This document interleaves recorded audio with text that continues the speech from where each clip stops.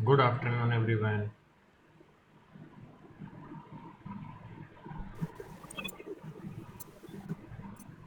Good afternoon sir.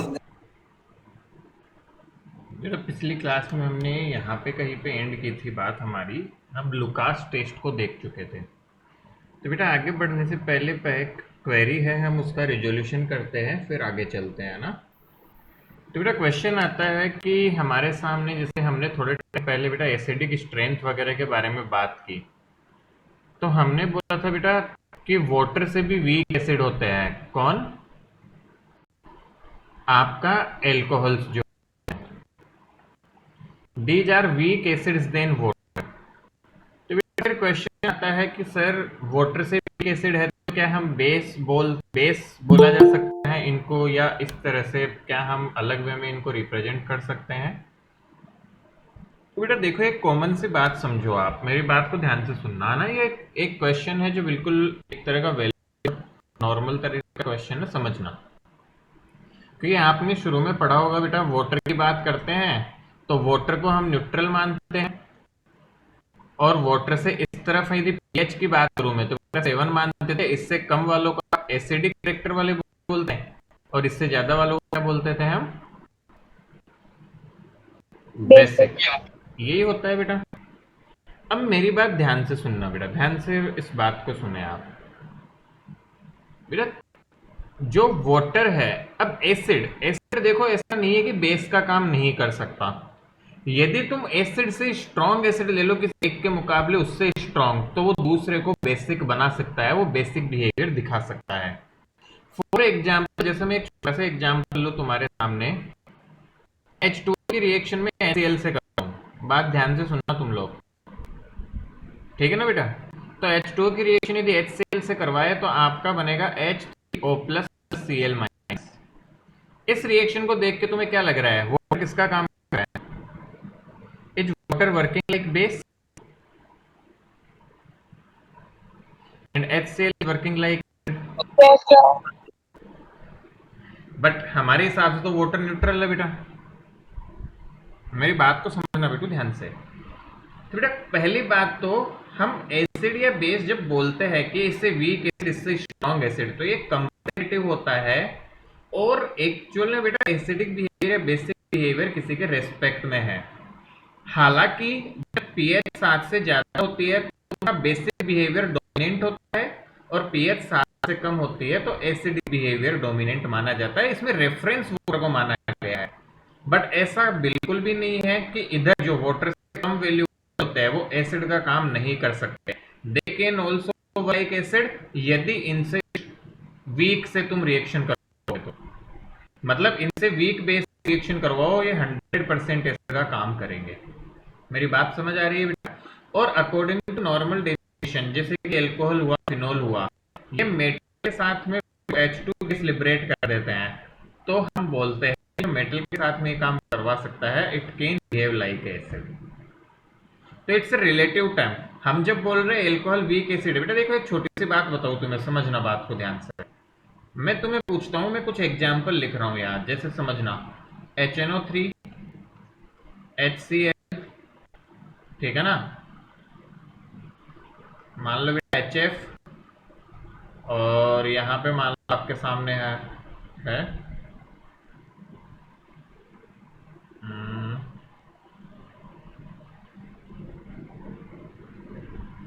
उसके अलावा H जैसे पी मान लो आर। H2O ले लो बेटा, H2O, और मान लो MgOH, NaOH एक्सेट्रा। अब मैं तुम्हें पूछूं इनको एसिडिक स्ट्रेंथ के ऑर्डर में जमाओ। लेट्स जस्ट आस्किंग यू कि इनको एसिडिक स्ट्रेंथ के ऑर्डर में जमाओ। तो हम क्या करेंगे देखो, मैं तुम्हें नहीं होगा, मैं लिख रहा हूँ HNO3 greater than HCl greater than HF greater than, वैसे इस ऑर्डर में उस ऑर्डर में आएगा ये, मैंने जानबूझ के लिखा है MgOH NaOH। अब तुम कहोगे सर ये तो बेस है। अरे बेस है, बट क्या मैं एसिडिक स्ट्रेंथ में जमाना चाहता हूँ तो ये सबसे वीक एसिड हुआ as compared to in these. मैं ये नहीं कह सकता एसिडिक बिहेवियर नहीं दिखा सकता।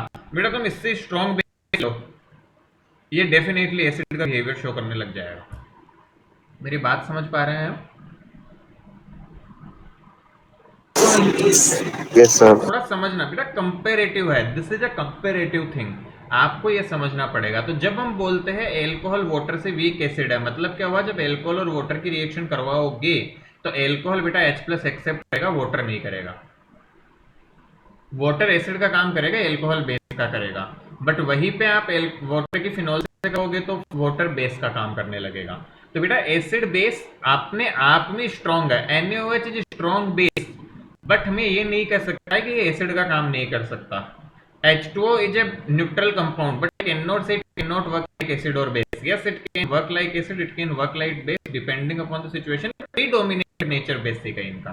तो जैसे एल्कोहल्स की बात करें बेटा, तो वाटर से स्मॉलर साइड लाई करते हैं, मतलब प्रीडोमिनेंटली वो बेस की तरह काम करना पसंद करते हैं। बट क्या एसिडिक बिहेवियर नहीं शो कर सकते? बिल्कुल कर सकते हैं, और इनकी रिएक्शंस भी हमने देखी एसिड पर्पज की बेटा, जिनमें H टूटता है। तो जिन भी रिएक्शन में H टूट के जा रहा था, उन सब रिएक्शन में एसिड की तरह काम कर रहे थे। समझ आ रही है थोड़ी थोड़ी बात? अरे बेटा क्लियर है ना? थोड़ा सा क्लियरिटी हुई थोड़ा सा इस पॉइंट पे कि हम किस बेसिस पे बात करते हैं। तो हम पीएच देख के 7 से कम है या पीएच 7 से ज़्यादा है ये देख के धोखा न खाए। हम कंपेरेटिव बात करते हैं बेटा, यदि कोई एक कंपाउंड है वो एसिडिक भी बेसिक भी है, बेसिक बिहेवियर भी तो शो कर रहा है। हमने देखा है कि जब न्यूक्लियोफाइल की तरह काम करता है तो H+ एक्सेप्ट भी करता है या नहीं करता? अरे बेटा यही पे तुम्हें बताया था, भूल जाते हो। कहाँ गया? ये देखो, तो यहाँ पे ये H+ एक्सेप्ट कर रहा है, देखो, so it also behave like base. तो इसका डोमिनेंट नेचर है ये, बट क्या ये एसिड की तरह नहीं काम कर सकता? बिल्कुल कर सकता है। ये हमारी बुक कहना चाहती है, ये हम बताना चाहते हैं। तो मेरे ख्याल से पॉइंट क्लियर होना चाहिए कि हम जब बात करते हैं एसिड है या कैसा है, तो किसके रेस्पेक्ट में हम बात कर रहे हैं उस पर बात करती है बेटा। यदि मैं बात करूं एल्कोहल एसिड है NaOH के कंपेयर में बहुत शानदार जानदार, काफी अच्छा एसिड है NaOH के कंपेयर में एल्कोहल। क्या H2O NaOH के कंपेयर में बहुत अच्छा एसिड है? बिल्कुल बहुत अच्छा एसिड है। बात समझ आ रही है इनको? Yes sir. तो ये छोटी सी चीज है जो आप ध्यान रखेंगे, ये सब काम का नहीं है, बस थोड़ा डाउट क्लियरेंस के अकॉर्डिंग मैंने बता दिया। तो बेटू ध्यान रखे और आगे बढ़ेंगे हम फिर इसके साथ ही। चलो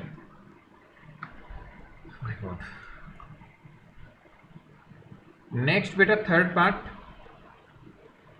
थर्ड कैटेगरी ऑफ रिएक्शन हमें देखनी है बेटू, डिहाइड्रेशन। हम रिएक्शंस को बढ़ा रहे हैं। डिहाइड्रेशन का मतलब क्या होता है? Removal of H2O। Dehydration reactions में क्या होता है बेटा? Removal of H2O। बेटा actually these are elimination reactions. ये जो रिएक्शन होती है ये एलिमिनेशन रिएक्शंस ही होती है। कैसे? और एलिमिनेशन रिएक्शन तुम सबने हुई है बेटा, क्या ध्यान रखेंगे? OH जाएगा तो हाइड्रोजन को लेके जाएगा। अब बताओ हाइड्रोजन किससे जाएगा preferably? Elimination set Jeff rule. तुम्हें एक एग्जांपल देते हैं, भूल गए तो मुझे पता चला, and this is bad but what can we do. H और OH ये तो कॉमन सेंस है बेटा, इसकी रिएक्शन हम करें एसिडिक मीडियम बेटा, एसिड कैटालाइज रिएक्शन होती है। तो अब क्या होगा, इससे बेटा H2O निकलेगा। तो जब जब OH जाएगा बेटा, याद करो ये हेलोजन की भी होती थी, तब डिटेल में सिखाया था बेसिक्स, जहां से और ये रिएक्शन मैंने उसी चैप्टर में बता दी, तुम्हें याद हो तो मैंने कहा था अगले चैप्टर में आएगी वाटर रिमूवल की। तो जब जब OH जाएगा, Cl जाएगा, कुछ भी जाएगा, उसके साथ हाइड्रोजन जाएगा। और याद करो हाइड्रोजन किससे जाता है, बताई थी हमने, लेस कार्बन। हाँ, हाइड्रोजन उस कार्बन से जाता है जिसपे ऑलरेडी लेस हाइड्रोजन होता है।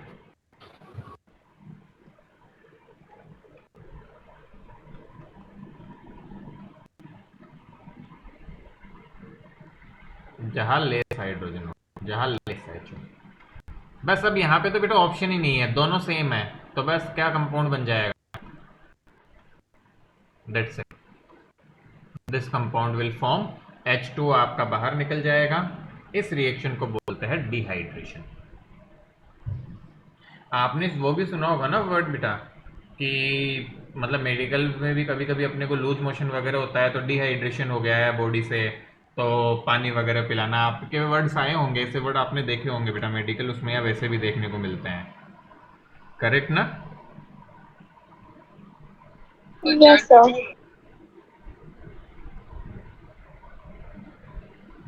गुड।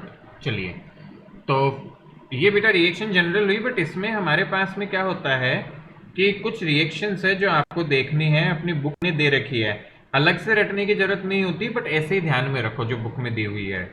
तो जैसे फॉर एग्जाम्पल बुक ने कुछ एग्जाम्पल्स दिए हुए हैं, C2H4H, इसकी रिएक्शन बेटा H2SO4 आप जब करते हो तो आपके पास में कंपाउंड बन जाता है CH2 double bond CH2 plus H2O, वही निकल जाती है अपना। तो ये प्राइमरी एल्कोहल था, यहाँ पे देखो।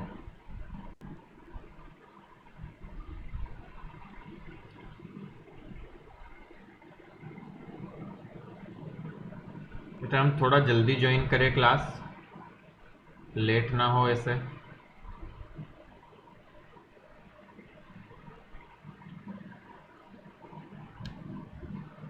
चलिए बेटा, इसी तरह आपको एक और रिएक्शन दी हुई है सी बेटा, यहाँ पे देखो एसिड भी स्ट्रॉन्ग लिया, H2SO4 स्ट्रॉन्ग एसिड, और टेम्परेचर भी बहुत हाई था, ये प्राइमरी एल्कोहल के केस में, ये प्राइमरी एल्कोहल का एग्जाम्पल है। अब देखना ढंग से, बुक एक कंपैरिजन ड्रॉ करने के लिए बेटा रिएक्शन बताती है, रटने की जरूरत नहीं अलग से।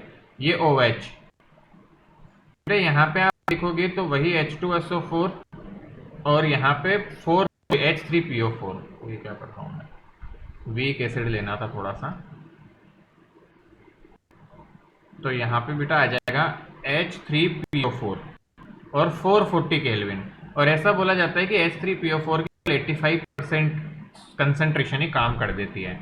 आपका बेटा कंपाउंड बनता है CH3CH डबल बॉन्ड CH2, तो OH यहाँ से जाएगा, तो हाइड्रोजन के पास एक ही ऑप्शन है, या तो यहाँ से या यहाँ से, तो कहीं से भी जाओ बात सेम है, तो ये सेकेंडरी एल्कोहल, तो आपका H2O, so this is secondary alcohol. ध्यान से देखना अब एक बार बेटा, टर्शियरी एल्कोहल जब हम ले लें CH3C CH3CH3OH, this is tertiary alcohol, तो तुम्हें ताज्जुब होगा बेटा देख के कि यहाँ पे यदि मैं 20% H3PO4 ले लूँ केवल, और temperature also reduce to further 358 kelvin, the compound becomes is CH3C double bond CH3 क्या किया भाई, यहाँ से बच गया, तो कहीं से भी इसमें भी सिमेट्री है, कहीं से भी एक हाइड्रोजन ले जाएगा, ये तो यहाँ से हाइड्रोजन ले गया, तो यहाँ डबल बॉन्ड आ गया। बात क्या समझ में आई बेटा, ये तीनों रिएक्शन रटनी नहीं है तुम्हें, मेन तो ये ध्यान रखना है कॉन्सेप्ट। समझ में क्या आया तुम्हें इन रिएक्शन से, जो ध्यान में आया बताओ, क्या समझे हम? सबसे ज्यादा फास्ट कौन रिएक्ट करेगा?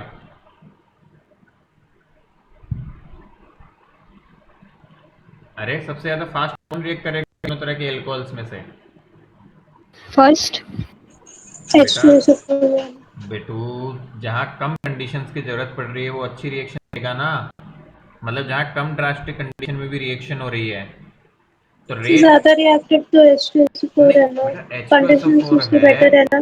नहीं आप समझ नहीं पा रहे, H2SO4 जो है वो रिएक्टिव है, बट हम बोल रहे हैं कि H2SO4 क्यों लेना पड़ा इतना स्ट्रॉन्ग यहाँ पे हमको, क्योंकि ये बेटा उतनी अच्छी रिएक्शन नहीं देता है, ये वीक रिएजेंट है, समझ रहे हो? तो रेट क्या आती है अपनी एल्कोहल, लाइट चली गई है, वेरी बैड।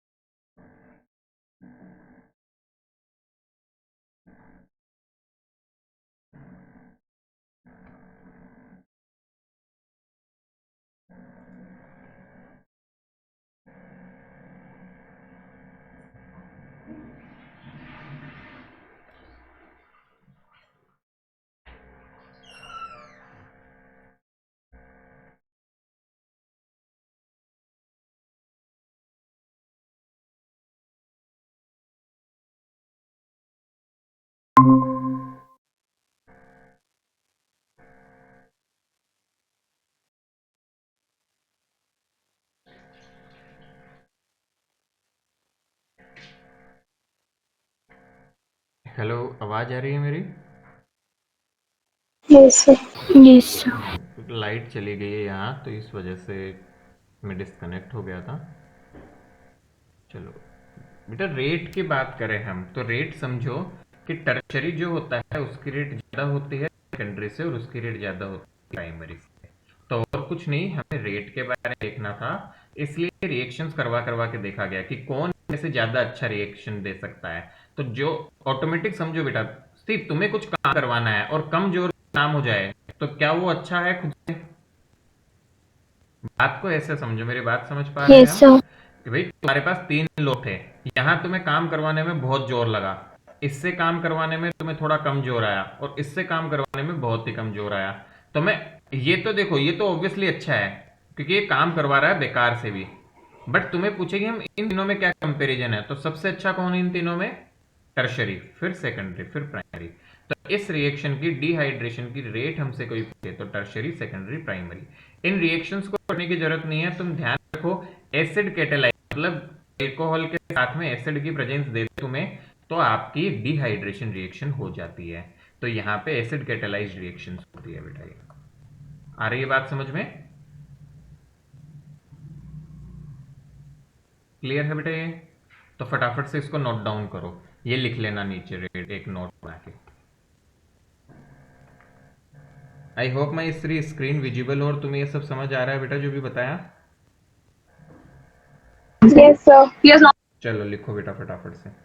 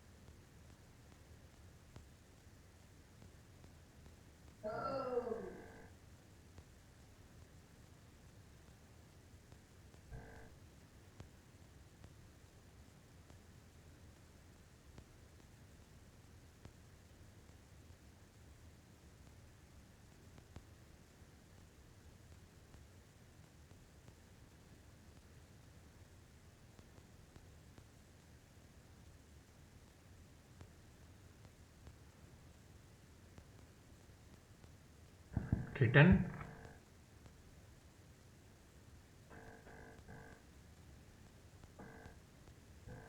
लिख लिया क्या हमने? Yes, sir. चलो बेटा आगे चलते हैं फिर।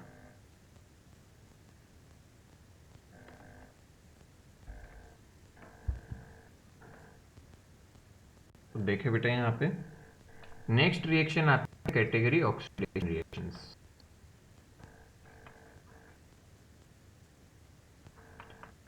So fourth one. हाँ फोर्थ कह सकते हो, जो भी नंबर है बेटा, अब नंबर हो सकता है आगे पीछे हो, तो ऑक्सीडेशन रिएक्शन, ये एल्कोहल्स की रिएक्शन चल रही है बेटा। बेटा ऑक्सीडेशन हम पहले आपको एक डिटेल बता चुके, फिर से मैं जनरल ट्रेंड लिख देता हूँ। एल्कोहल को ऑक्सीडेशन करोगे तो क्या मिलता सर है? आवाज अटक रही है। अच्छा बेटा, सर आवाज कट रही है। क्या करें?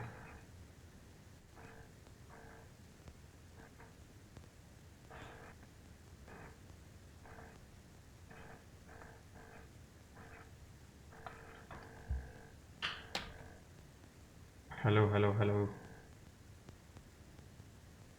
क्या बोल रहा था बेटा मैं? हाँ, एल्कोहल्स का यदि ऑक्सीडेशन करते हो तो एल्डिहाइड या कीटोन बनते हैं, और एल्डिहाइड या कीटोन को ऑक्सीडेशन करते हो तो क्या बनेगा? एसिड बन जाएगा। आ रही है आवाज? Yes, sir.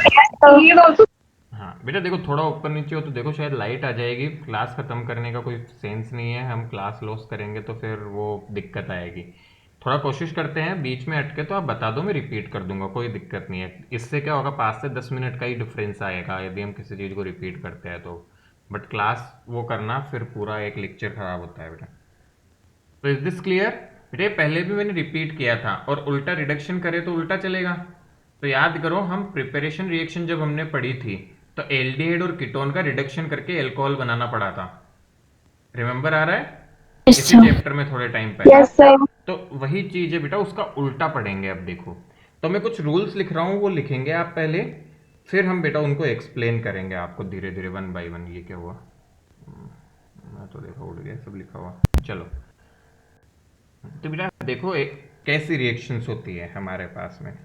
तो सबसे पहली रिएक्शन, तो ट्रिक क्या है बेटा? पहले तो ट्रिक समझो ऑक्सीडेशन रिएक्शन करवाने की। तो ट्रिक हमारी सिंपल होती है। आपके पास बेटा कार्बन पे हाइड्रोजन होना चाहिए, ऑक्सीजन पे तो हाइड्रोजन होता है ये एल्कोहल के। यहां से बॉन्ड तोड़ना है और यहां से बॉन्ड तोड़ना है। ठीक है, ये बॉन्ड ब्रेक करने हैं यहां से, यहां से बॉन्ड ब्रेक करने हैं, और जहां से बॉन्ड ब्रेक करे वहां फिर उसको कंप्लीट करने के लिए डबल बॉन्ड जोड़ दो। तो देखो बेटा, इस ऑक्सीजन का भी एक बॉन्ड गया, इस कार्बन का भी एक बॉन्ड गया, आपके पास क्या बच जाएगा? C double bond.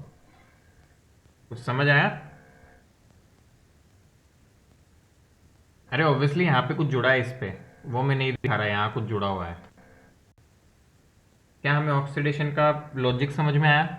ऑक्सीजन के हाइड्रोजन को हटाना है, कार्बन के एक हाइड्रोजन को हटाना है, और बीच में डबल बॉन्ड लगाना है। क्लियर? आवाज आ रही है ना? Yes, sir. ऑक्सीजन का हाइड्रोजन, कार्बन का हाइड्रोजन, बीच में डबल बॉन्ड। बेटा देखो, कुछ टॉपिक्स जो हमें रिमेंबर करने हैं, ध्यान से सुनना मेरी बात, because this is very very important concept बेटा, बहुत ज़्यादा इंपॉर्टेंट है। हम यहाँ से एक रिएक्शन एक्सपेक्ट कर सकते हैं। एल्कोहल से एल्डिहाइड बनते हैं जब आपके बेटा ठीक ठाक ऑक्सीडाइजिंग एजेंट होते हैं, और स्ट्रांग होगा तो डायरेक्ट एसिड बन जाता है। ठीक है, तो पहली कैटेगरी हम पहले तो ये समझे कि कब क्या बनेगा। तो प्राइमरी एल्कोहल जब होगा तो उसका ऑक्सीडेशन आप करवाओगे किन किन के साथ? बेटा प्राइमरी एल्कोहल में आप CrO3 ले सकते हैं। ये बहुत इंपॉर्टेंट जो लिस्ट लिख रहा हूं मैं, ये याद रखनी है बेटा। हम इसके साथ ही PCC ले सकते हैं। PCC क्या होता है अलग से बात करेंगे। अदर देन PCC बेटा हम ले सकते हैं कॉपर एट अराउंड 573 केल्विन। तो ये तीनों रिएजेंट जब हम ले प्राइमरी एल्कोहल के साथ तो बन जाता है हमारा एसिड। वेरी वेरी इंपॉर्टेंट, बहुत इंपॉर्टेंट कॉन्सेप्ट है बेटा। फॉर एग्जाम्पल, मैं एक एग्जाम्पल लेके समझाता हूं, ध्यान से देखेंगे। RCH2OH, इसके साथ में बेटा मान लो मैंने ले लिया CrO3, कुछ भी ले सकते हो तीनों में से। आपका कंपाउंड क्या बनेगा? देखो बेटा, इस कार्बन से एक हाइड्रोजन हटाओ और ऑक्सीजन से हाइड्रोजन हटाओ, तो देखो क्या बना, RCH डबल बॉन्ड। बोलो बना कि नहीं बना?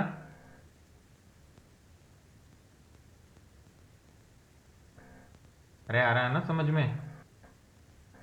Yes, sir. प्राइमरी एल्कोहल से एल्डिहाइड, बहुत कॉमन सेंस, बहुत सिंपल चीज। तो ये है हमारा rule number 1। Rule number 2, secondary alcohol ले ले बेटा, और इन तीनों में से कोई भी ले आप। अगेन CrO3, PCC और कॉपर 573, तो आपका बनता है बेटा कीटोन। फॉर एग्जाम्पल, मान लो सेकेंडरी एल्कोहल हम ले RCH R double dash OH, बेटा सेकेंडरी एल्कोहल है, इसकी रिएक्शन मान लो मैंने कर दी कॉपर 573 से, 5 कॉपर 573 केल्विन पे, तो ये H जाएगा और ये H जाएगा। देखो कार्बन और ऑक्सीजन के H जाते हैं, क्या कंपाउंड बनेगा? RC डबल बॉन्ड R देश, मतलब कीटोन्स बनता है। ये बात समझ आ गई हमको?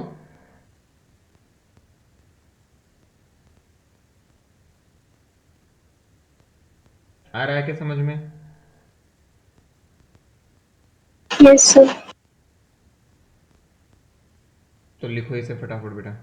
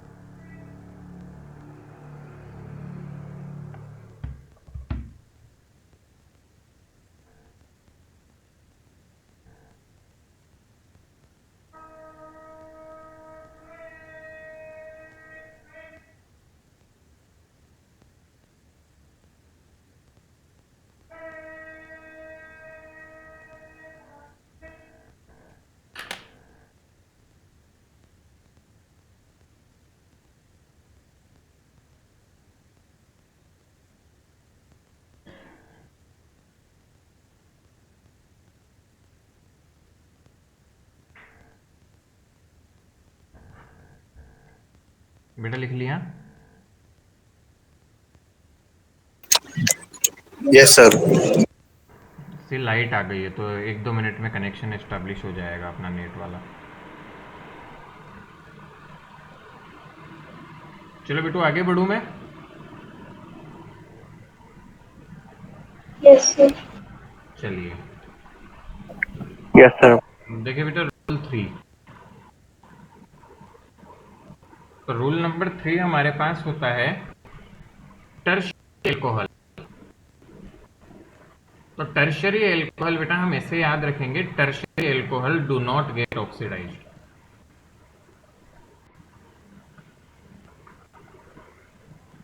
ठीक है, तो टर्शियरी एल्कोहल बेटा ऑक्सीडेशन रिएक्शन नहीं देते हैं, तो ये अलग से ध्यान रखना है। इसमें एक थोड़ा अलग रिएक्शन ध्यान रखेंगे जो बुक्स देती है बेटा आपकी। इसमें क्या होता है, एलिमिनेशन रिएक्शन होती है। टर्शियरी एल्कोहल एलिमिनेशन करते हैं इनको ऑक्सीडाइज करवाने की कोशिश करे तो। फॉर एग्जांपल कॉपर रिएक्शन है हमारी आती है 573 केल्विन, तो बेटा कॉपर 573 करवाया तो ऑक्सीडेशन था, बट यहाँ पे क्या होता है पूरा ओवर छोड़ के जाता है, एक ले जाता है, तो यहाँ पे जो प्रोडक्ट मिलता है तो वो मिलता है 3CH3। ये प्रोडक्ट देखने को मिल जाता है। ये ऑक्सीडाइज नहीं होते हैं, देखो एल्कीन बना देते हैं, एलिमिनेशन प्रेफर करते हैं। तो थोड़ा सा बस ध्यान रखना है, एक एक्स्ट्रा ध्यान रहे तो भी ठीक है, नहीं भी रहे तो प्राइमरी चीज वो है बेटा, ये ज्यादा पूछी जाती है हमसे, बहुत ज्यादा। ये दोनों बहुत ही इंपॉर्टेंट रूल्स है, तो ये इंपॉर्टेंट है, ये ध्यान रहेगा तो भी अच्छी बात है, नहीं रहेगा तो भी अच्छी बात है। Rule number 4, strong oxidising agents like acidified KMnO4 can directly oxidize alcohol to acid। तो बेटा बहुत स्ट्रॉन्ग ऑक्सीडाइजिंग एजेंट ले ले, फॉर एग्जांपल ये मैं ले लेता हूं, मान लो RCH2OH, ऐसा कुछ ले लो बेटा, इसमें ऐड कर दिया जाए KMnO4 और H+, तो ये डायरेक्ट एल्को एसिड बन जाएगा, RC double bond OH, directly acid बन जाएगा ये। समझ रहे हैं हम?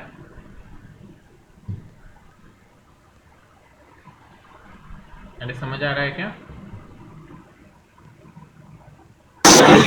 जस्ट बीच के कोई Yes, sir. स्टेप नहीं बेटा, आपके एल्डिहाइड कीटोन बीच में बना ही नहीं, ये डायरेक्ट किसमें बदल गया, ये डायरेक्टली आपका एसिड में बदल गया.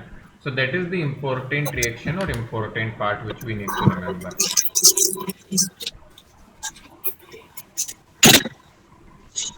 तो राइट डाउन को बेटा फटाफट लिखो.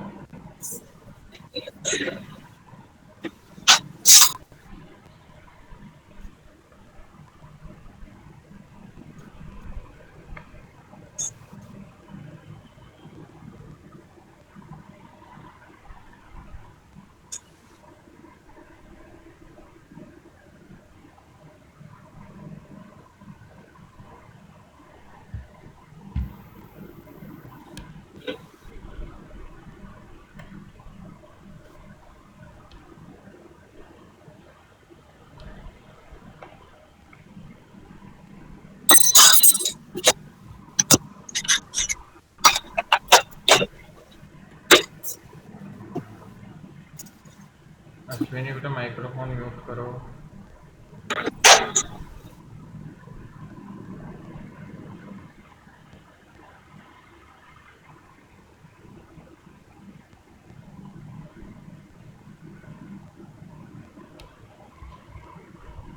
राइट डाउन बेटा फटाफट क्विकली लिखो इसे.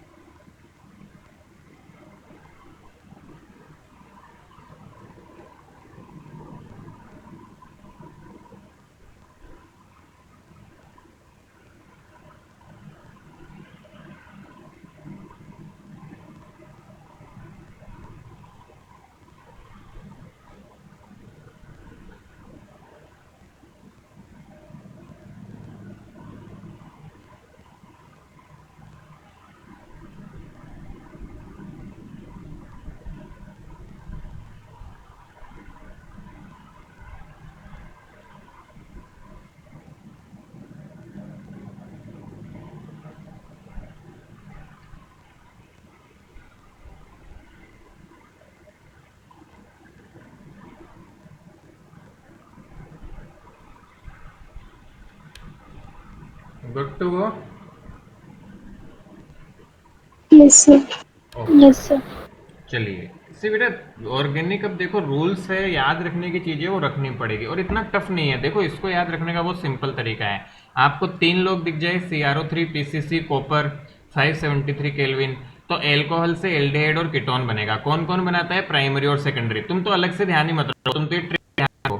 तुम्हें कोई भी एल्कोहल दे और इन तीनों में से कोई दे दे, तो तुम तो सिंपल ट्रिक लगाना, ऑक्सीजन का H उड़ाना, कार्बन का हाइड्रोजन उड़ाना और डबल बॉन्ड जोड़ देना, ऑटोमेटिक बन जाएगा एल्डिहाइड कीटोन जो भी बनना होगा. तो सच बताऊं तो ये अलग से भी ध्यान रखने की जरूरत नहीं है तुम्हें, रूल 1 और रूल 2. तुम तो ये 3 लोगों के नाम याद रख लो बस, कि ये तीनों आते हैं एल्डिहाइड कीटोन बनाना है एल्कोहल से. इतना ध्यान रख लोगे तो काम हो जाएगा आपका. समझ पा रहे हैं हम बात को? Yes, sir. Yes, sir. बेटा यहाँ पे एक इम्पोर्टेंट चीज आती है जो कभी भी पूछ ली जाती है हमसे, ध्यान से देखेंगे. PCC, it stands for full name of pyridinium chlorochromate.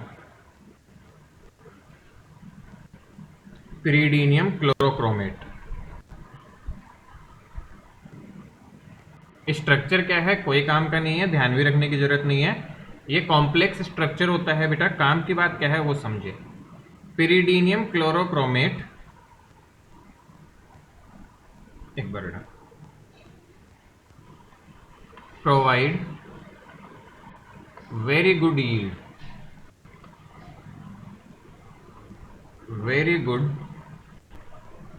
yield of aldehydes and ketone.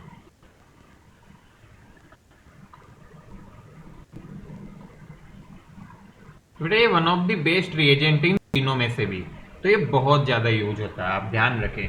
तो ये it is preferred.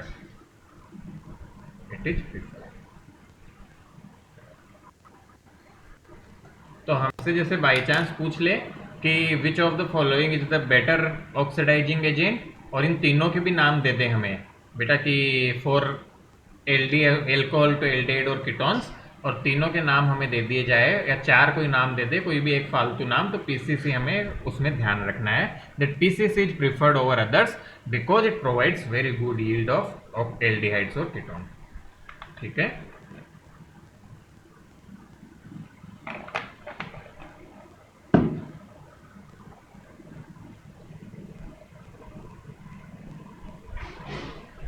Good to गो बेटा, हो गया इतना।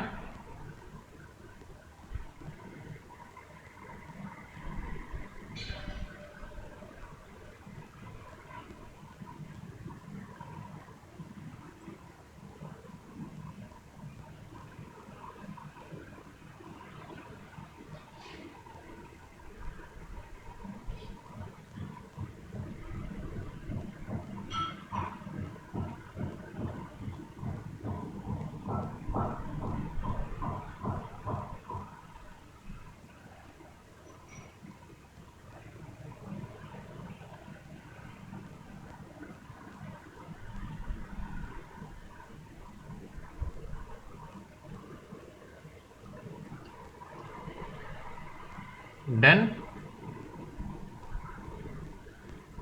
Yes, sir. चलो, Yes, sir.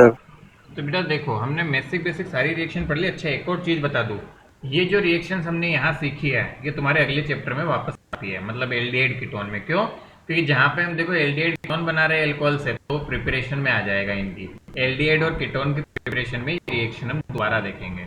तो इससे बेटा पुराने चैप्टर्स हमें पता होते हैं तो बहुत सारी रिएक्शन तो हमारी देखी हुई आती है। ये सबसे बड़ी ब्यूटी है ऑर्गेनिक की, आपको पुराना चैप्टर पता है तो कुछ रिएक्शंस आप कैरी फॉरवर्ड करते हो नेक्स्ट चैप्टर्स में, तो that is going to help a lot.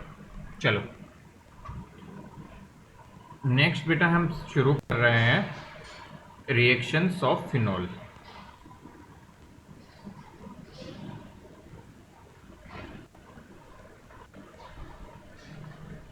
बेटा एल्डिहाइड की सॉरी एल्कोहल्स की हमने मैक्सिमम रिएक्शन कवर कर ली।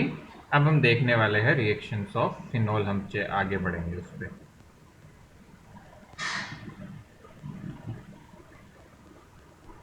तो बेटा लुकास टेस्ट इंपॉर्टेंट है आपके लिए यहाँ पे, तो ये सब चीज़ें हमको ध्यान में रखनी है और अच्छे से करनी है बेटा।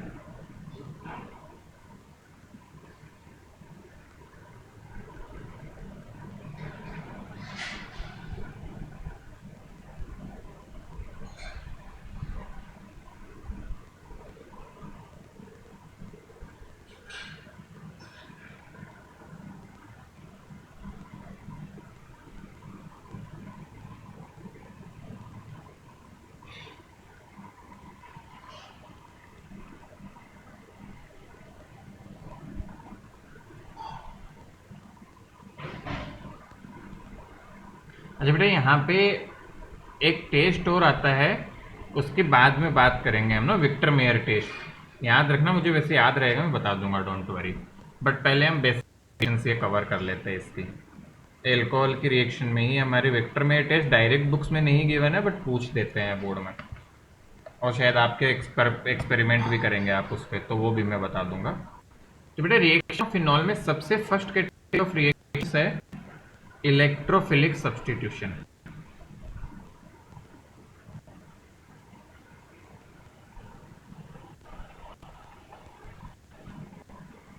Electrophilic substitution reaction, it's going to be very important बेटा। आपको सिखाया गया है इलेक्ट्रोफाइल क्या होता है, इलेक्ट्रॉन लविंग।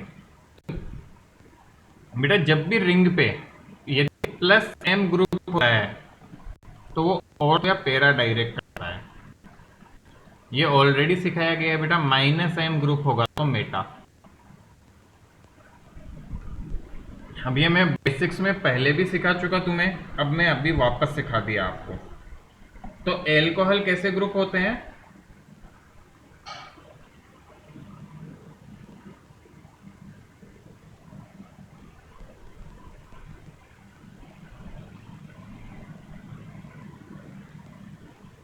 अरे प्लस एम ही होते हैं, तो कहाँ पे डायरेक्ट करेंगे,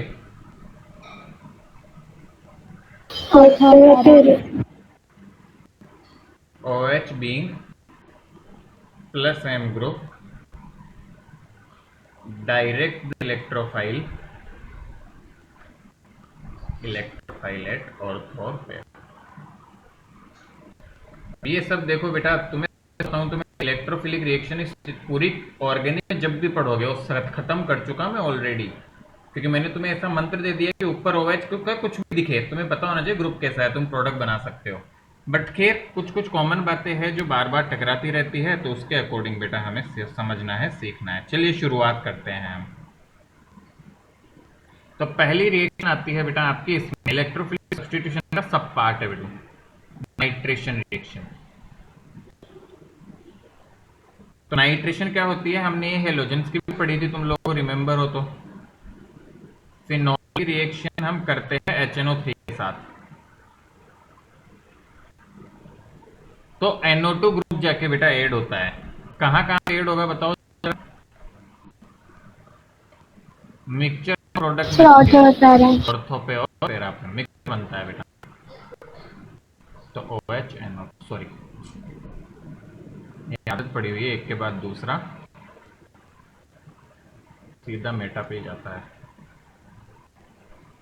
तो बेटा इसको बोलते हैं ऑर्थो नाइट्रोफिनॉल और इसको बोल सकते हैं पैरा नाइट्रोफिनॉल। अब काम की बात देखना बेटा अच्छे से, हमसे कई बार क्वेश्चन पूछा जाता है ऑर्गेनिक में इन दोनों से रिलेटेड बेटा। एक क्वेश्चन आता है, how ortho nitrophenol and para nitrophenol be separated.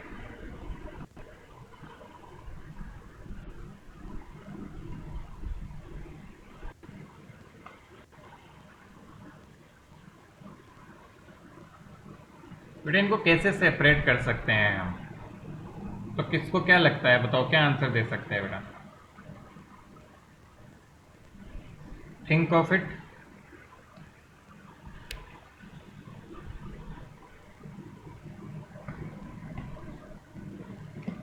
बेटा बहुत प्यारा आंसर इसका, और इवन ये तो ऑब्जेक्टिव में भी बन सकता है।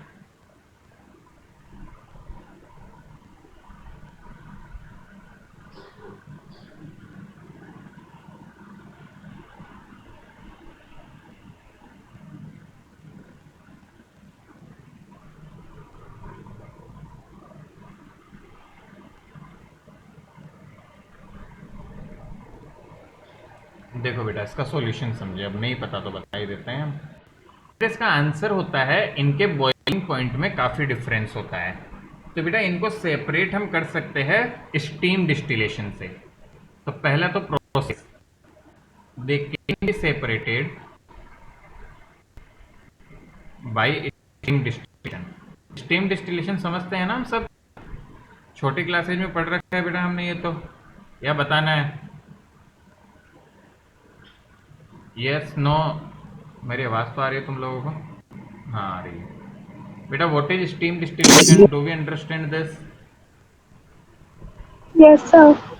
पता है ना, मैं फिर थोड़ा सा बता देता हूँ बेटा। बीकर लेते हो, मिक्सचर को मान लो बीकर में लिया, यहाँ से भी आप एक नली टाइप से इसे जोड़ते हो ऐसे, और फाइनली यहाँ पे एक आइस चेम्बर वगैरह रहता है और इसको कलेक्ट कर लेते हैं। तो बेटा यहाँ पे इसको बॉईल करना शुरू करते हो, तो जो गैस ज़्यादा वॉलेटाइल होगा वो जल्दी उबलेगा, वेपर्स जाएगी, आइस से ठंडी होगी और वो सेपरेट हो जाएगा। कभी तो पढ़ा होगा, कैसे बच्चे हमारे। पता है सर। बहुत अच्छी बात है बेटा फिर तो बेटा होता क्या है समझो, जो ऑर्थो नाइट्रोफिनॉल होता है ना वो ज्यादा वोलेटाइल होता है, और nitrophenol is more volatile as intramolecular hydrogen bonding present. Intramolecular H bonding,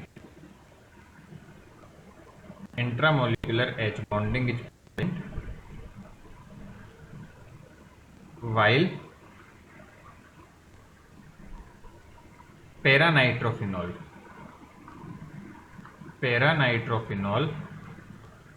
is less volatile due to intermolecular hydrogen bonding, intermolecular H bonding, due to intermolecular H bonding. ठीक है बेटा, तो हम ध्यान दें क्या वजह होती है बेटा। ऑर्थोनाइट्रोफिनॉल, पहली बात तो स्टीम डिस्टिलेशन क्यों, ऑर्थोनाइट्रोफिनॉल ज्यादा वोलेटाइल होता है क्योंकि उसमें इंटरमोलिकुलर हाइड्रोजन बॉन्डिंग होती है, जबकि पैरानाइट्रोफिनॉल में इंटरमोलिकुलर होती है बेटा। दोनों में डिफरेंस क्या है अभी मैं बताऊंगा आपको, बट पहले ही लिख लो तुम लोग, नेक्स्ट स्लाइड में बताऊंगा डिफरेंस क्या होता है। अच्छा बेटा, यहाँ डाइल्यूट HNO3 लेते हो, कंसंट्रेटेड की रिएक्शन थोड़ी अलग होती है, वो एक्सेप्शन है, तो उसको चेंज कर लेना, यहाँ डाइल्यूट ऐड कर लेना बेटा।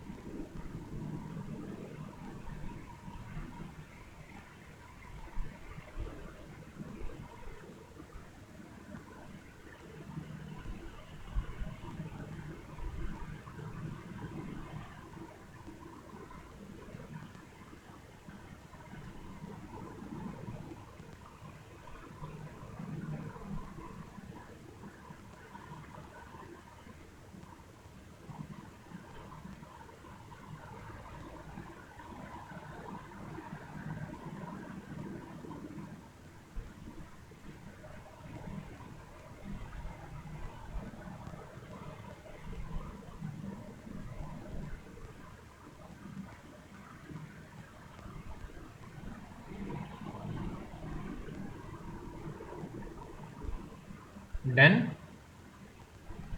बेटा, लिख लिया हम सबने, यस नो। Yes, sir. चलो बेटा आगे बढ़ते हैं, फिर देखो बेटा, ये जो वर्ड आता है इंट्रामोलिकुलर और इंटरमोलिकुलर, इसका मतलब समझो। देखो मैं कैसे याद रखता था, ये बहुत कंफ्यूजिंग होता है। इंट्रामोलिकुलर जो वर्ड है बेटा, इसका मतलब होता है विद इन मोलिक्यूल। तो जैसे हम, मेरे याद रखने का तरीका था बेटा, स्कूल्स के टूर्नामेंट होते थे ना, तो जब स्कूल में इंटरनल होते थे तो हम बोलते थे इंट्रा स्कूल, तुम्हें याद हो तो। और जब आस पड़ोस के स्कूल्स वगैरह होते थे तो इंटर स्पोर्ट्स टूर्नामेंट बोलते थे उसको। याद आ रहा है तुम्हें?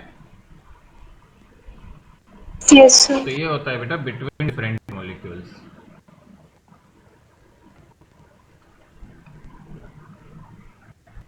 मतलब सेम भी हो सकता है बट इन मॉलिक्यूल के अंदर खुद में नहीं होती। तो बेटा जब विद इन मॉलिक्यूल होती है तो उसे बोला जाता है इंटरमोलिकुलर, और डिफरेंट मॉलिक्यूल बीच में होती है तो भी हम बोलते हैं इसे इंटरमोलिकुलर। तो ये हमें ध्यान रखना है। तो जब इंटरमोलिकुलर होती है बेटा तो एक लंबी चेन बनती है, ठीक है, यहाँ पे डिफरेंट मॉलिक्यूल जुड़ के एक बड़ी सी चेन बना लेते हैं और बॉइलिंग पॉइंट बहुत बढ़ जाते हैं। Intermolecular bonding generally boiling point को बढ़ा देते हैं, intermolecular hydrogen bonding, boiling point increase. ठीक है ना, गुड। अब बेटा एक एक्सेप्शनल रिएक्शन जो हमें रट्टा मार रखनी है, यदि फिनॉल की रिएक्शन कॉन्सेंट्रेटेड HNO3 से करवा दो, इसीलिए मैंने वहां पे आपको डाइल्यूट करवाया, तो बेटा वो जितनी जगह OH जुड़ NO2 जुड़ सकता है उन सब जगह NO2 जोड़ देता है। तो देखो कहाँ कहाँ जुड़ सकता है बेटा, यहाँ जुड़ सकता है, यहाँ जुड़ सकता है, यहाँ जुड़ सकता है। बोलो आ रही है क्या बात समझ में? अरे ऑर्थोपोरा, जितनी ऑर्थोपेरा है सब पे जोड़ देता है वो, कंसंट्रेटेड HNO3 सब जगह जुड़ जाता है। This compound very important compound, इसका नाम होता है पिक्रिक एसिड। कभी नाम सुना है क्या? नहीं सुना तो अब सुन लो। ये बेटा इसका कॉमन नेम है, इसका IUPAC नेम क्या करे तो 2,4,6 trinitrophenol. But this is the common, इस नाम से इसको याद रखा जाता है। आपसे बहुत बार पूछा जाता है, 1 मार्क में फेवरेट क्वेश्चन है, reaction of formation of picric acid. अब सिंस ऑब्जेक्टिव आ जाएगा तो आपसे पूछ सकते हैं which of the following reagent और which of the following reactions result in the formation of picric acid. 4 option दे देंगे, इतना इतना इस तरह से, है ना। Dilute HNO3, concentrated HNO3, H2SO4, फलाना डिमाका, ऐसा करके 4। क्लियर आ रही है बात समझ में? तो ये थोड़ी अलग है, तुम्हें कंपाउंड भी ध्यान रखना है बेटा। इवन तुम ताज्जुब करोगे, ये तो जेई तक ने पूछा गया है, विच of the following structure of picric acid, और 4 ऑप्शन थे, तो वहां पे काफी स्ट्रेंज हो जाता है। So this is somewhat you can say famous compound picric acid.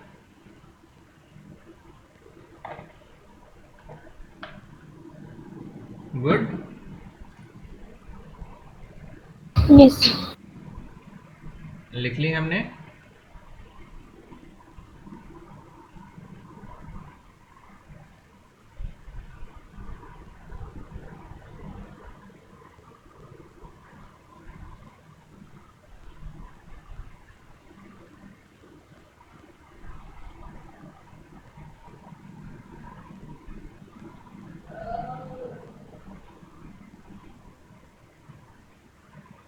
Next चलते हैं बेटा। सो सेकंड कैटेगरी है बेटा इलेक्ट्रोफिलिक, उसमें आपके पास में हेलोजिनेशन, इलेक्ट्रोफिलिक सब्स्टिट्यूशन में। तो सेकंड रिएक्शन कैटेगरी आपकी आती है इसी का, इलेक्ट्रोफिलिक सब्स्टिट्यूशन का। ये था, पहली थी नाइट्रेशन, इसका फर्स्ट पार्ट ऐसा समझो। इसकी सेकंड कैटेगरी आएगी हेलोजिनेशन। हेलोजिनेशन का मतलब हेलोजन जुड़ना। तो इसमें भी आपके पास सेम तरह से रिएक्शन होती है। देखो OH, ध्यान रखेंगे Br2 लेते हैं इन CH2। CH2 carbon disulphide is a solvent around 273 kelvin. तो आपके 2 प्रोडक्ट बनते हैं। अगेन एक ऑर्थो और एक कौन सा बनेगा, पैरा। बट यहां देखा जाता है बेटा ये माइनर प्रोडक्ट और इसको मेजर प्रोडक्ट बोलते हैं हम। This is a major product. Generally para major बनता है बेटा इन रिएक्शंस में। तो ये भी एक रिएक्शन है जो आपको ध्यान रखनी है कि ब्रोमीन की CH2 की प्रेजेंस में यदि हम रिएक्शन करवाते हैं तो भी इस तरह की रिएक्शंस बेटा हमें देखने को मिल जाती है।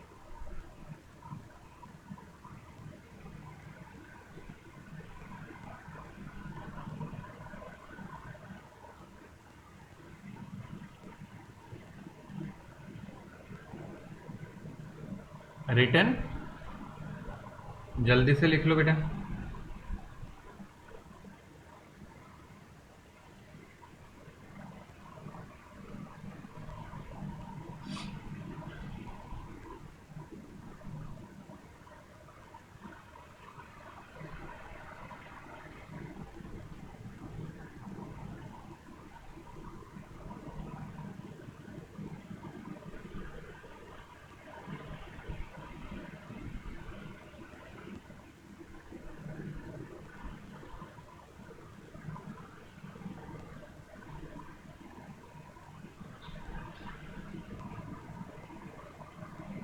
सर आज मैथ्स की क्लास है।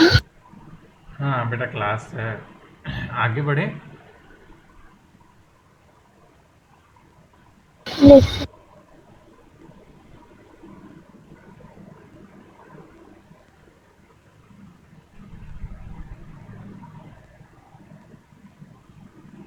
चलो बेटा आगे चलते हैं।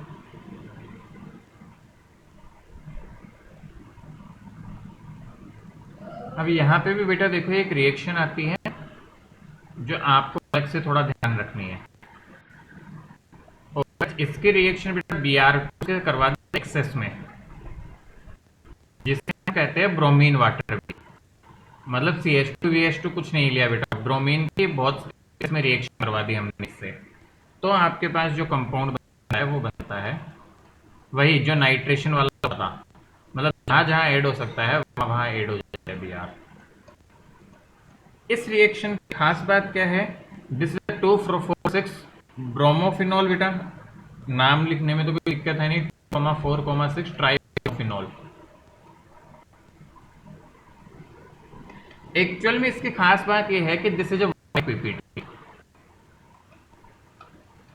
This is works like a test for phenol also बेटा।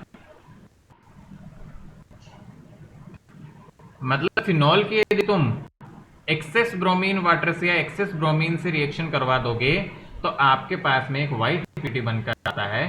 सो this also works like test for phenol.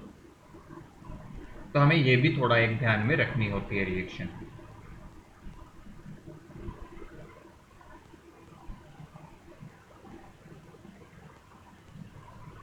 Good to गो।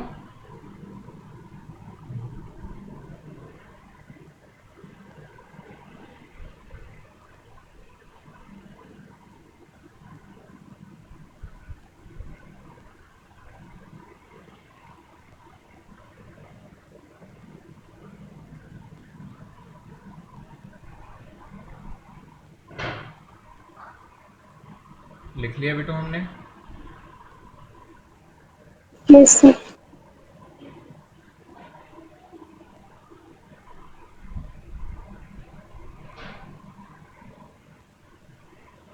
चलो बढ़ते हैं बेटा आगे।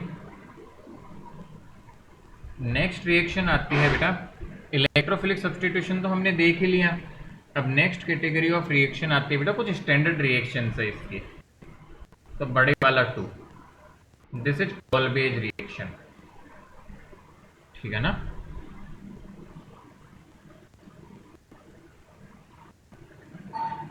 तो बेटा अब जो कॉल्बे रिएक्शन हुई, चाहे आगे की कुछ रिएक्शन हुई, रीमर टिमान रिएक्शन देखेंगे, तो इन दोनों रिएक्शंस में एक कॉमन बात है। वो कॉमन बात क्या है? वो बेसिक कॉन्सेप्ट हम बताते हैं आपको। बेसिक कॉन्सेप्ट कि जब भी बेटा फिनॉल की रिएक्शन NaOH से करवाओगे तुम, बताओ NaOH क्या है? अरे बेस है ना। अच्छा, फिनॉल के रिस्पेक्ट में तो Yes, NaOH क्या sir. करेगा? क्या ये H+ को लेकर चला जाएगा, मतलब H+ निकाल देगा इससे?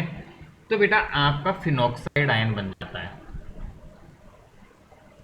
आपका O- बचा है यहाँ। तो O- बेटा आपका बच जाता है। तो फिनॉक्साइड आयन जैसे ही बनता है तो हम बोलते हैं बेटा, एक कॉन्सेप्ट ध्यान रखेंगे, phenoxide ion is more reactive than phenol. Why this is so? Since electron density increase in phenoxide ion.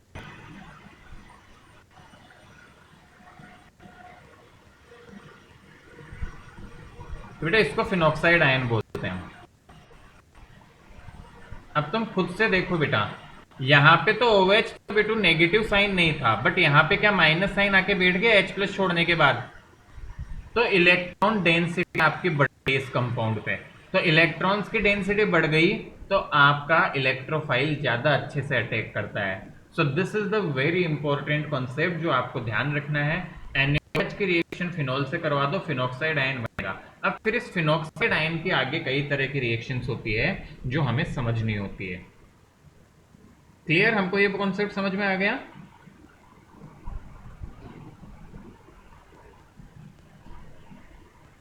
आ रहा है ना? Yes, sir. Yes, sir. तो बेटा ये हमारे पास में हमको ध्यान में रखना है। इसकी हेल्प से फिर देखो हम आगे बढ़ाते हैं हमारी कहानी, आपको और समझाते हैं इससे आगे, ठीक है। तो ये एक तो कॉन्सेप्ट ध्यान रखेंगे, this is not Kolbe's reaction. Kolbe's reaction बेटा अब लिखूंगा मैं। कॉल्बेज रिएक्शन क्या होती है? देखो, कॉल्बेज रिएक्शन कहता है कि आप फिनॉल की पहला NaOH के साथ रिएक्शन करवाओ और सेकंड स्टेज ये बोलता है CO2 और उसके बाद में H+।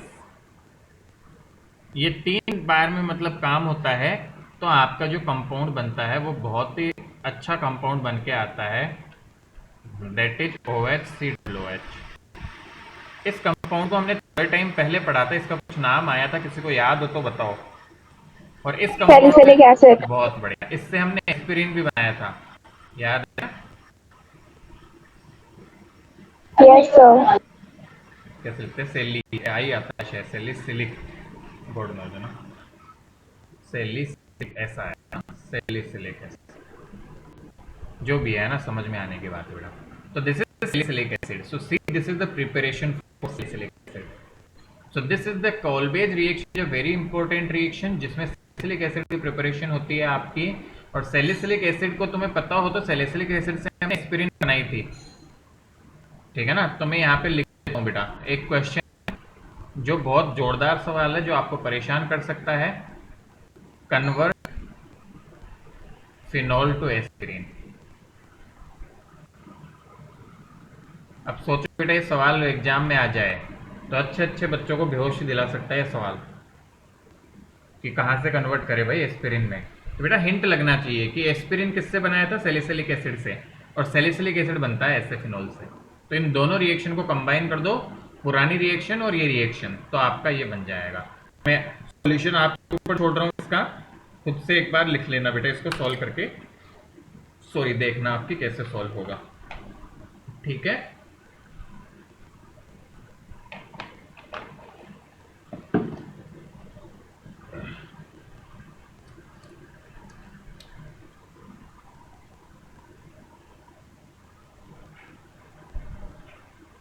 Is this good? Yes sir. तो बेटा ध्यान रखने की रिएक्शन है, बेसिक रिएक्शन है, बिल्कुल आपको बिल्कुल भी टेंशन नहीं लेनी है। याद रखोगे बेसिक बेसिक चीजें तो अच्छे से मतलब याद होके काम हो जाता है ये। So this is the Kolbe's reaction which is used for formation of salicylic acid.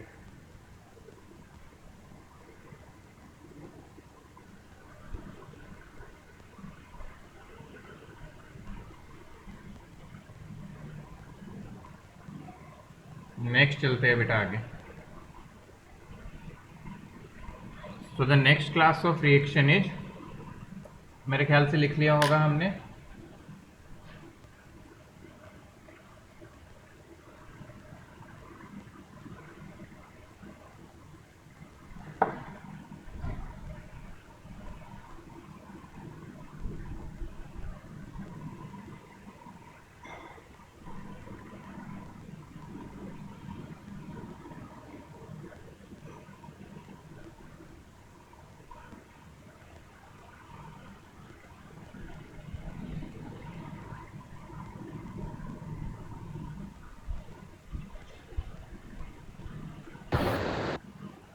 चलो बेटा आगे चलते हैं। तो the reaction which we are going to remember remark.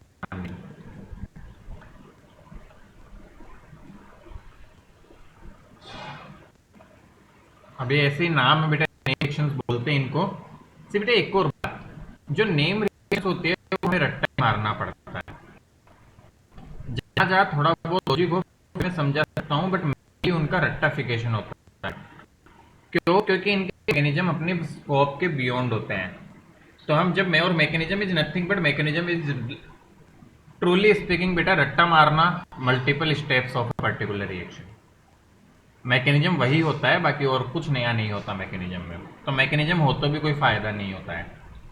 तो इस रिएक्शन में क्या होता है बेटा, ध्यान से सुनना हमारे पास में, इसमें सैलिसैल्डिहाइड बनता है फिनॉल से। तो मैं आपको जो बुक देती है वो तो बता ही देता हूँ, याद क्या रखना वो भी बता दूंगा बेटा। OH फिनॉल की रिएक्शन करवाई जाती है CH3 मतलब क्लोरोफॉर्म के साथ, प्लस एक्वस NaOH। तो यहां से जब रिएक्शन करते हो तो आपके पास में बेटा इंटरमीडिएट बनता है बीच में। This is not actually formation compound, कुछ सेकंड के लिए बीच में एग्जिस्ट करता है O- और CH इस तरह से एक कंपाउंड बनता है। This is intermediate. ये एक्चुअल में NaOH से इसकी फर्दर रिएक्शन होती है। NaOH तो मौजूद था ही रिएक्शन में, तो ये फिर से NaOH के साथ रिएक्ट करता है, और एक्चुअल में NaOH क्या करता है बेटा, इस CH को ऑक्सीडाइज कर देता है। और यहाँ पे आपके पास में जो कंपाउंड बन के आता है वो बन के आता है O माइनस CHO, और H प्लस आप साथ में लेते हो मीडियम में, वो आपके इसको वापस से फिनॉल में बदल देता है, मतलब OH में बदल देता है। तो तुम ध्यान से देखोगे तो final, sorry, CHO, so the final product form is known as salicylaldehyde, CHO. So this product is known as salicylaldehyde. अब ये तो सर इतना बड़ा थोड़ी याद रख पाएंगे, नहीं। आपको कोई बोले फिनॉल से सैलिसैल्डिहाइड बनाना है या रिमर टिमान रिएक्शन बताओ क्या होती है, तो तुम्हें डायरेक्ट याद रखना है, रिमेम्बर रखना है किस चीज का मानना है। तो बेटा याद रखने के लिए तुम्हें जैसे मैंने पिछली बार शॉर्टकट कर दिया था वैसे याद रखोगे। OH CHCl3 plus aqueous NaOH H plus, खत्म, डायरेक्ट रिएक्शन कर देना। बीच में क्या बनता है कोई अपने इतना दिमाग लगाने की जरूरत नहीं है, because mechanism is not the part, that's it. तो ये चीजें याद रखनी है, एक साथ सारी स्टेप, सारे चीजें एक साथ हो गई कि पहले ये सेकंड में ये, दैट्स इट। इतना ध्यान रखेंगे, मोर देन सफिशिएंट कर। तो देखो फटाफट से,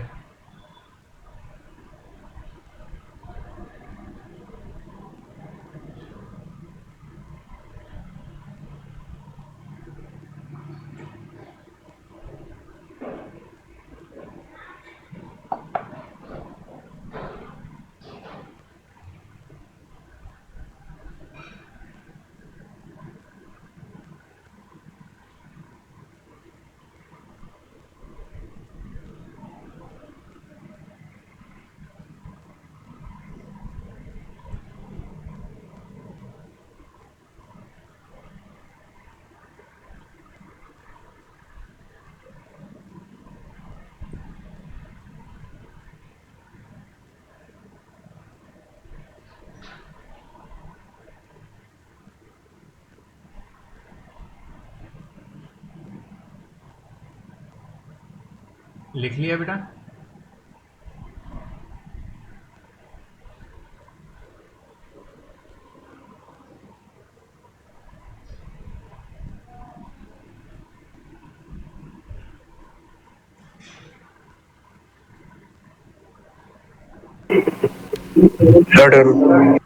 देन बेटा देखो, इसी का एक एक्सटेंशन रिएक्शन एक और होती है, याद रख पाओ तो बहुत अच्छी बात है।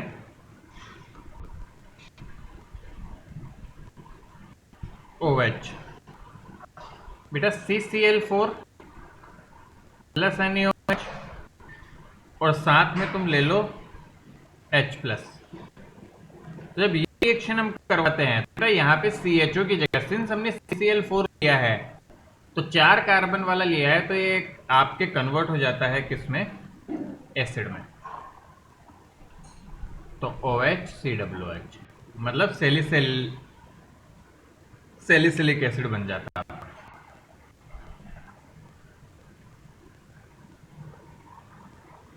तो सैलिसिलिक एसिड के फॉर्मेशन की एक और रिएक्शन होती है, तो याद रख पाए तो बहुत ही बढ़िया बात है।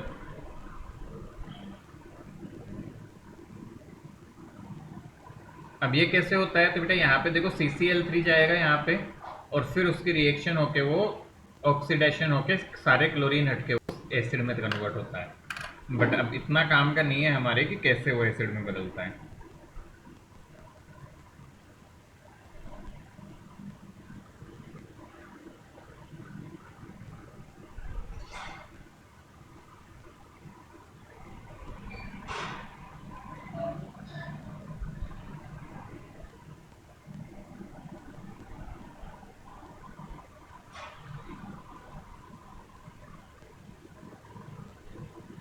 देन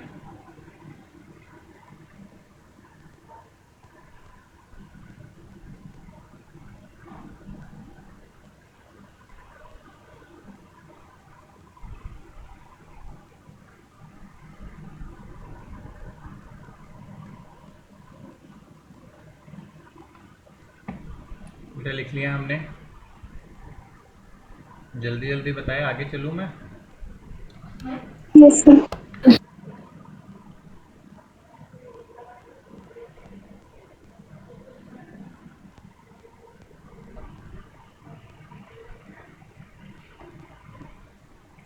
नेक्स्ट देखो बेटा, रिएक्शन विद जिंक।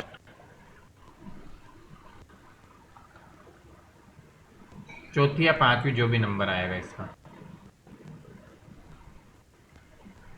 तो जिंक डस्ट के साथ reaction, this is a very very important reaction. क्यों? क्योंकि ये सबसे बहुत यूनिक काम करती है। This does the very unique work. हमें ताज्जुब होगा जान के ये फिनॉल से बेंजीन बना देती है।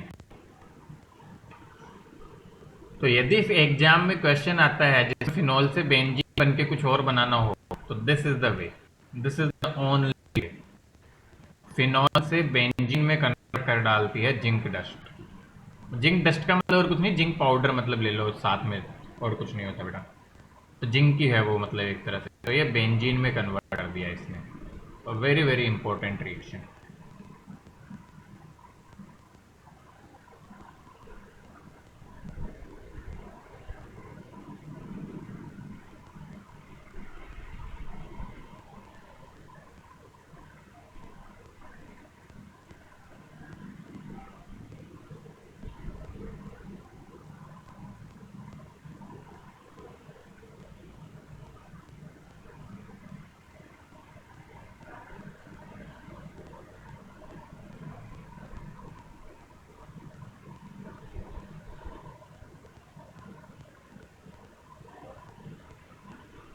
Then Yes, sir. लिख लिया बेटा, एक सेकंड देखो मुझे दो, एक तो सर्च करता हूँ।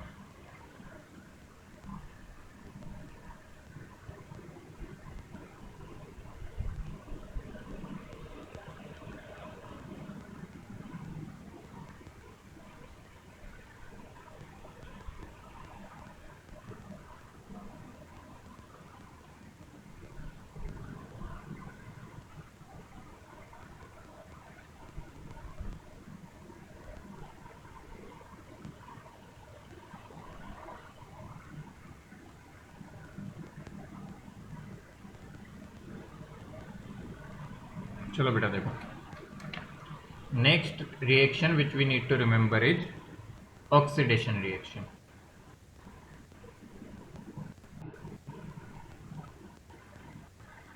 Oxidation reaction is again important one. बेटा आपका फिनॉल का ऑक्सीडेशन होता है, तो फिनॉल का ऑक्सीडेशन काफ़ी रेंज होता है, थोड़ा याद रखने के बेसिस पे ही होता है। इस रिएक्शन में आप ऑक्सीडाइजिंग एजेंट Na2Cr2O7, ये आप डी ब्लॉक में पढ़ेंगे इनके बारे में, डी ब्लॉक में सॉरी, वैसे रिड्यूस सिलेबस में कम हो गया था ये, बट लेट्स सी, डाइक्रोमेट बोलते हैं इसे, है ना, H2SO4। This is one of the strong oxidising agent near to KMnO4। तो KMnO4 और ये सिमिलर से ही होते हैं। तो आपका जो प्रोडक्ट बन के आता है ना, वो काफ़ी स्ट्रेंज प्रोडक्ट है, थोड़ा सा ध्यान ही रखना होता है, ये सोच नहीं सकते हम क्या बनता है, तो ये प्रैक्टिकल बेसिस पे है। So this is the product form in case of, आपका क्या बोलते हैं बेटा इसे, ऑक्सीडेशन ऑफ फिनॉल। तो याद रख सकते हैं हम ये, Sir, क्या हुआ बेटा? sir, product का name. बेंजोक्विनोन बोलते हैं बेटा, इस प्रोडक्ट को बेंजोक्विनोन बोलते हैं ना।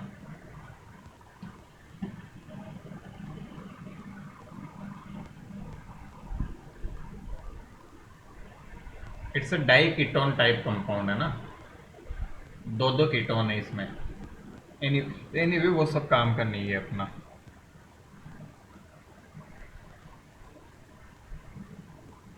डन, डुएबल है बेटा ये सब।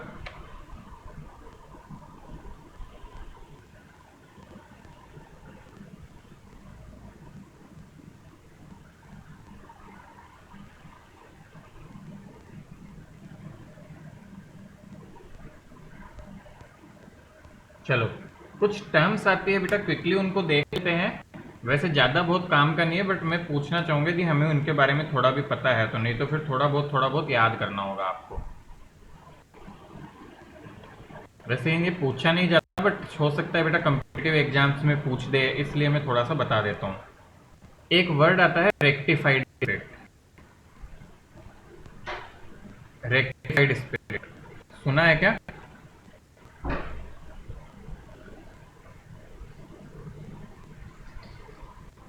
नहीं सुना बेटा, ये मिक्सचर होता है around 95% of ethyl alcohol, ethyl alcohol plus water बच गया हो, मतलब एक तरह से ये एजियोट्रोपिक मिक्सचर होता है बेटा। एजियोट्रोप बनाता है ये। एजियोट्रोप क्या होता है याद है ना हमको, गलती से भी? सर जिनका कांस्टेंट बॉइलिंग मिक्सचर होता बहुत है। बढ़िया बेटा, कांस्टेंट बॉइलिंग पॉइंट होता है, बिल्कुल कांस्टेंट बॉइलिंग पॉइंट मिक्सचर होता है बेटा ये। तो रेक्टिफाइड स्पिरिट जो है ये बेटा एक तरह से मतलब है एक कंपाउंड टाइप से समझो, जिसमें 95% एल्कोहल होता है, 5% वाटर। ये आपके मेडिकल पर्पज वगैरह में भी काम में आती है। इवन आप देखोगे अपना सैनिटाइजर, वो भी बेटा इससे कम होता है, मतलब एल्कोहल कंटेंट। तो रेक्टिफाइड स्पिरिट थोड़ा ज़्यादा अच्छे मेडिकल पर्पज वगैरह में काम में ली जाती है। तो थोड़ा ध्यान रखे, कभी वर्ड सुनाई दे तो कंटेंट पूछ दे, क्योंकि पिछले साल सैनिटाइजर में भी दिया था। सेकंड वर्ड जो यूज होता है कई बार हमारे पास में, वो होता है एब्सोल्यूट एल्कोहल। एब्सोल्यूट एल्कोहल, तो ये बहुत ही टफ है बनाना, बट हमें पूछा जाए तो हम देख सकते हैं बेटा, ये एल्कोहल होता है with no water content, 100% ethyl alcohol, 100% ethyl alcohol, no water content. It's very difficult to prepare, but कुछ स्पेसिफिक पर्पस के लिए प्रिपेयर किया जाता है ना। तो ये भी एक होता है बेटा, इसको एब्सोल्यूट एल्कोहल बोलते हैं हम। ठीक है, थर्ड टर्म देखो, ऐसे कुछ टर्मिनोलॉजी है जो कभी कभी डेली बोलचाल में, न्यूज में तुम्हें देखने को मिल सकती है, या मतलब उस पर कुछ पूछा जा सकता है। मिथाइलेटेड, इस पे मैंने थोड़ा सा तुम्हें बताया था।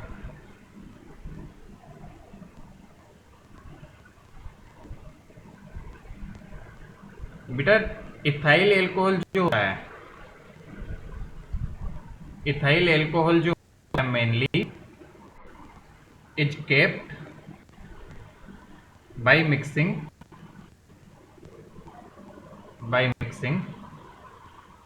4 to 5% ऑफ मिथाइल एल्कोहल। तो बेटा 4 to 5% मिथाइल एल्कोहल ला के रखते हैं इसमें, मिथाइल एल्कोहल, और साथ में बेटा pyridine, traces of pyridine and some copper sulphate.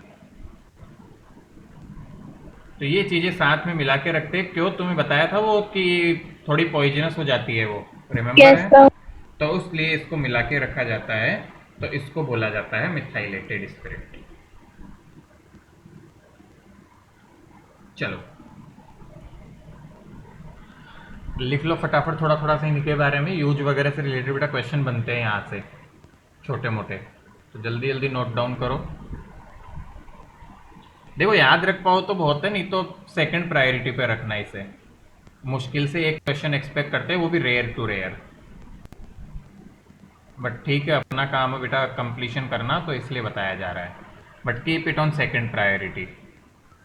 वैसे तो बेसिक है, जनरल नॉलेज है, ये याद रह पाए तो ठीक है, नहीं भी रहे तो इतना टेंशन नहीं लेना। नेक्स्ट देखो बेटा, फोर्थ टर्म जो आपको कभी कभी देखने को मिलती है, वुड स्पिरिट। ये शायद हमने सुना भी होगा बेटा, methyl alcohol he would spirit कहते हैं, CH3OH, methyl alcohol also called would spirit.